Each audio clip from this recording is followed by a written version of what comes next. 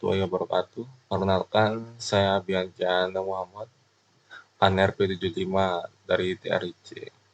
Di sini saya akan menjelaskan prosedur percobaan satu, yaitu kita disuruh membuat rangkaian osilator dengan menggunakan IC 555. Jadi fungsi IC ini itu adalah sebagai timer atau delay, dan bisa juga sebagai PWM atau osilator buat mengontrol motor dan sebagainya yang membutuhkan PWM.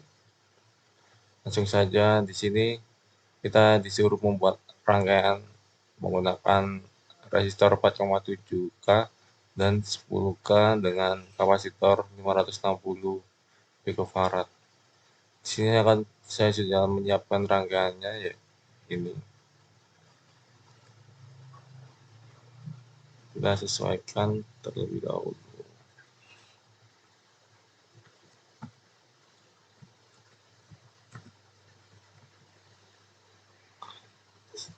Sesuai, kita akan lihat bentuk gelombangnya.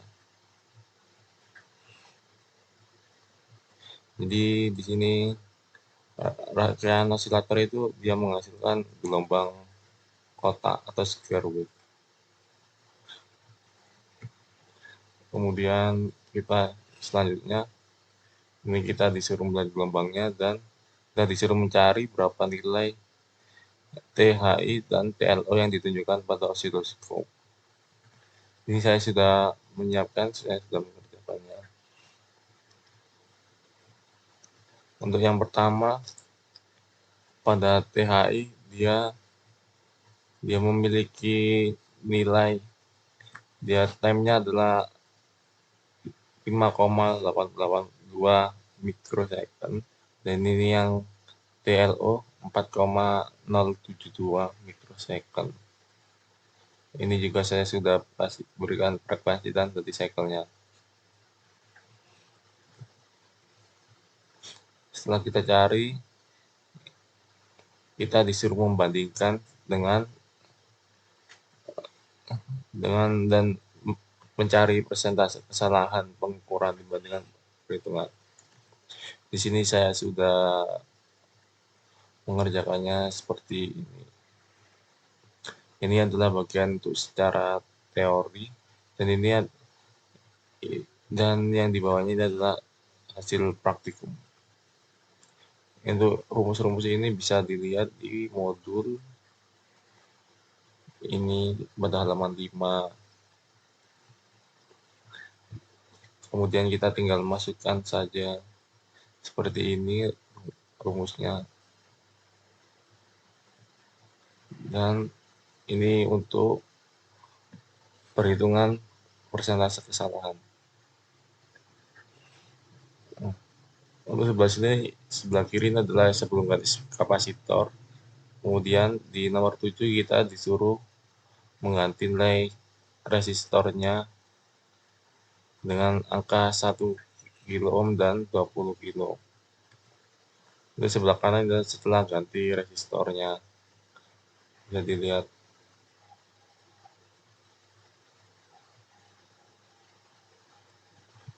Untuk tabelnya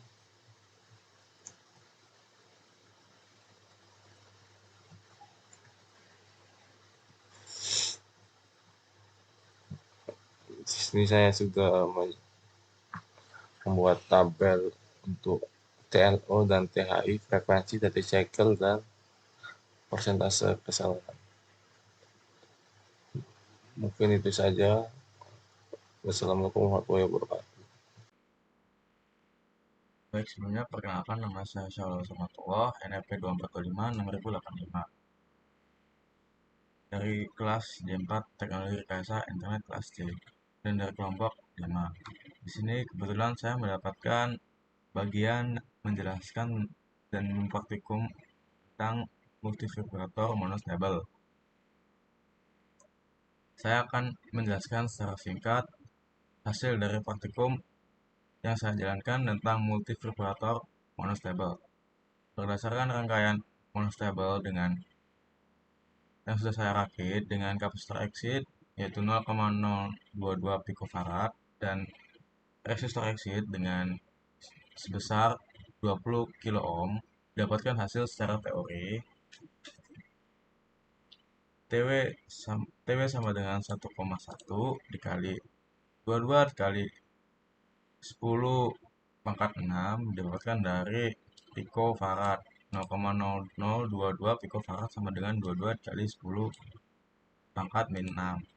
Dikali lagi 20 dikali 10 pangkat 3 didapatkan dari resistor exit yaitu 20 kilo ohm yang sama dengan 20 dikali 10 pangkat 3.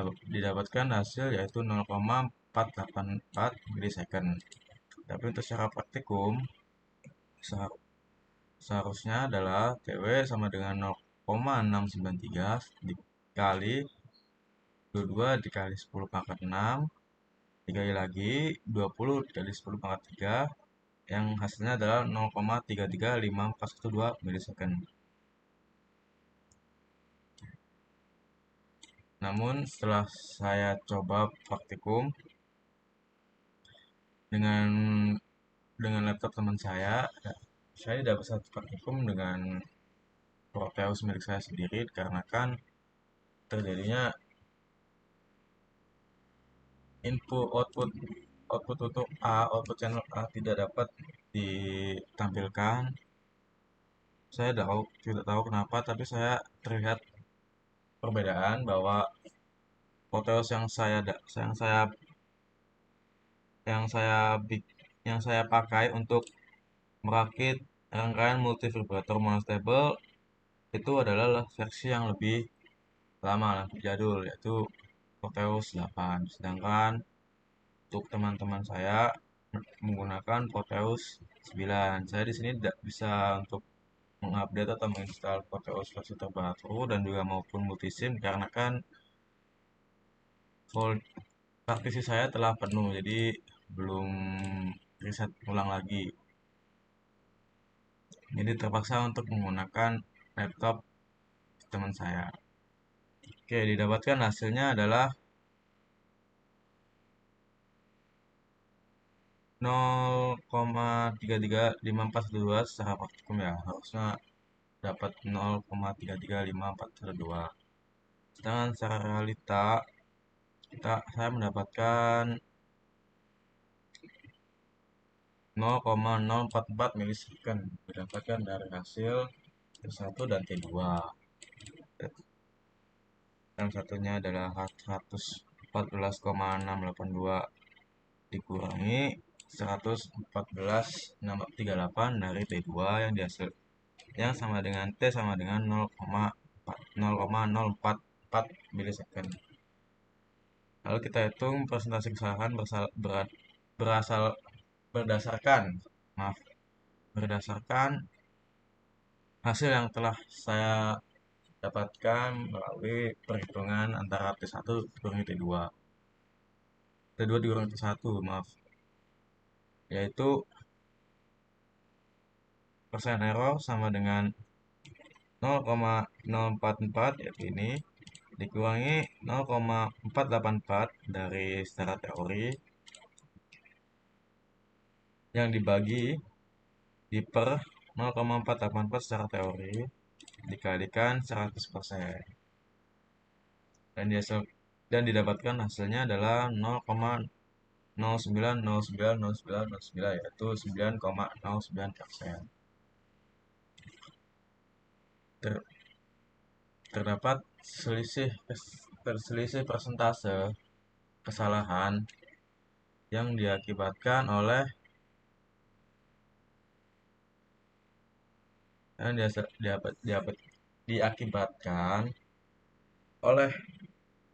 nilai pengosong kapasitor terutama C1 bila ada kopling kapasitif yang tidak diperhatikan dalam rumus ideal TW sama dengan 1,1 Rc. Sekian dari saya, mohon maaf jika ada kesalahan. Terima kasih. Wassalamualaikum warahmatullahi wabarakatuh.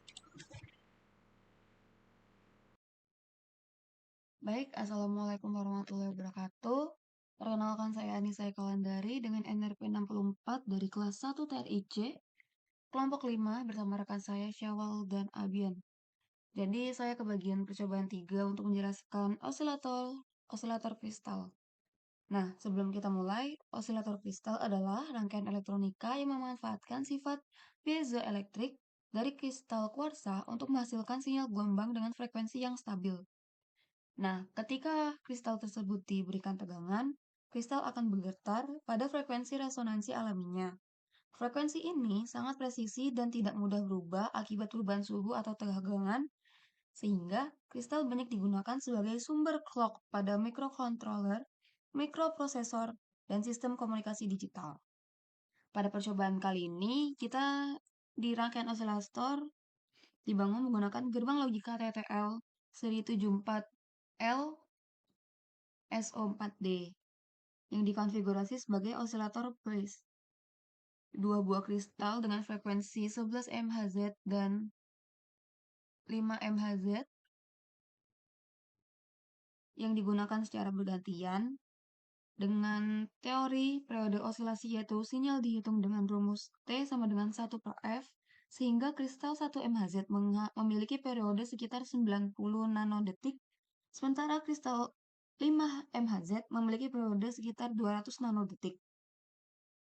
Artinya, pada layar osiloskop dengan skala waktu yang sama, gelombang dari kristal 11 MHz akan tampak lebih rapat atau lebih cepat dibandingkan gelombang dari kristal 5 MHz. Lalu, kami melakukan simulasi rangkaian menggunakan New Multisim.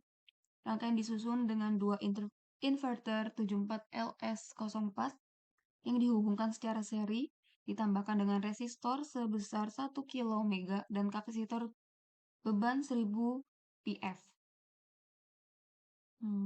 Dan menggunakan kristal 5 MHz serta 11 MHz. Pada awal simulasi tuh kita tidak ada pengaturan khusus. Kami mengamati bentuk gelombang pada osiloskop. Nah, menariknya, meskipun frekuensi kristal beda, kedua gelombang yang muncul itu sama. Tidak ada perbedaan kecepatan atau kerapatan gelombang yang dapat diamati secara kasat mata. Mengapa hal ini terjadi? Setelah kita cari tahu, penyebabnya itu terletak pada pengaturan bawaan atau default dari simulator. Secara default, software simulasi itu menetapkan nilai maksimum langkah waktu atau maksimum time step yang relatif besar. Misalnya dalam order mikrodetik. Dengan langkah sebesar itu, perubahan tegangan yang terjadi dalam rentang puluhan nanodetik seperti naik turunnya sinyal dari kristal 11 MHz tidak akan terekam cukup detail. Simulator cenderung melewatkan atau merata-ratakan perubahan cepat tersebut karena proses diskritisasi waktu yang terlalu kasar. Akibatnya, sinyal dengan frekuensi tinggi dan sinyal dengan frekuensi menengah dapat terlihat sama. Lalu untuk mengatasinya, kami melakukan perubahan dengan ke menu Simulate, habis itu ke Analysis Simulation, lalu mengaktifkan opsi Maximum Time Step, dan mengubah nilainya menjadi 1E-10 detik atau 0,1 nanodetik yang ini. Coba kita run.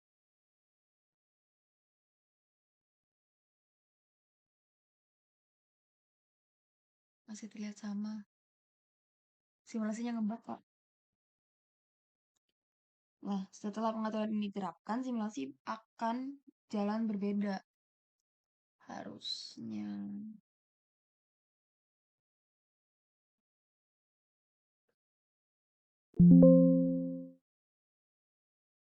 Ya.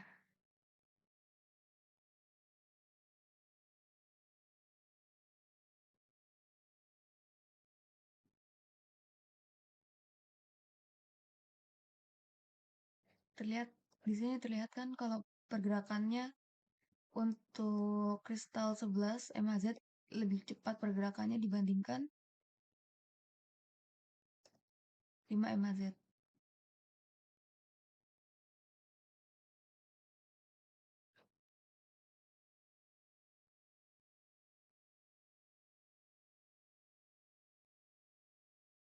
Oh enggak deh. 5 MHz lebih cepat dibandingkan 11. Kok saya dah? Sudahlah.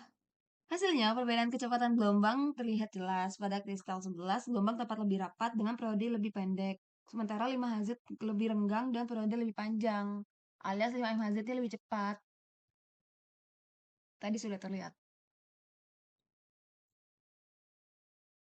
Instrumen oscilloscope pada multisim juga menunjukkan selisih waktu antara transisi atau T2-T1 yang berbeda antara kedua kristal.